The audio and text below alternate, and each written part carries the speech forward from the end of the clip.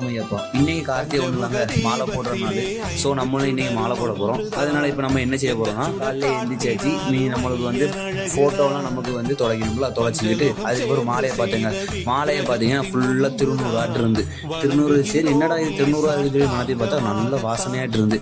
அதுக்கப்புறம் மாலையை கழுவிக்கிட்டு ரெண்டாவது மஞ்சள் பொடி போட்டு மாலையை நல்லா கழுவிட்டேங்க. கழுவிக்கிட்டு அதுக்கப்புறம் சாமி முன்னாடி வச்சு சாமியை கும்பிட்டாச்சுங்க.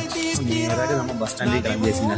பஸ் ஸ்டாண்டுக்கு போகும்போது என்னன்னா கரெக்டாக பஸ் வந்துட்டு அதுக்கப்புறம் பஸ் ஸ்டாண்ட்லேருந்து பஸ் ஏறிக்கிட்டு மாலை போட வந்த இடம் வந்து பார்வதிபுரம் ஐயப்பன் கோயில். பார்வதிபுரம் ஐயப்பன் கோயில் யாருக்கெல்லாம் தெரியும்னா கமெண்ட்ல பண்ணுங்க.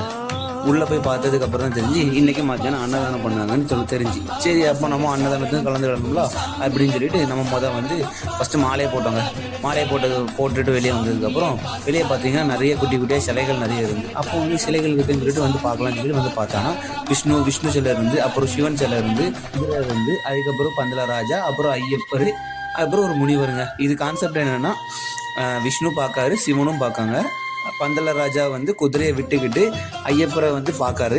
ஐயப்பர் பக்கத்தில் முனிவர் வந்து பந்தலராஜாட்ட பேசுகிற மாதிரி அந்த கான்செப்டில் இதை வச்சுருக்காங்க.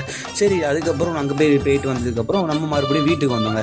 வீட்டுக்கு வந்ததுக்கப்புறம் என்னென்னா குட்டியாட்டு நம்ம ஒரு விக்கிரகம் இருக்குது. அந்த விக்கிரகத்துக்கும் பூஜை பண்ணிக்கிட்டு அதுக்கப்புறம் மறுபடியும் நான் வந்து அன்னதானம்னு சொன்னாங்கல்ல, அன்னதானத்துக்கு வந்து கலந்துட்டுங்க.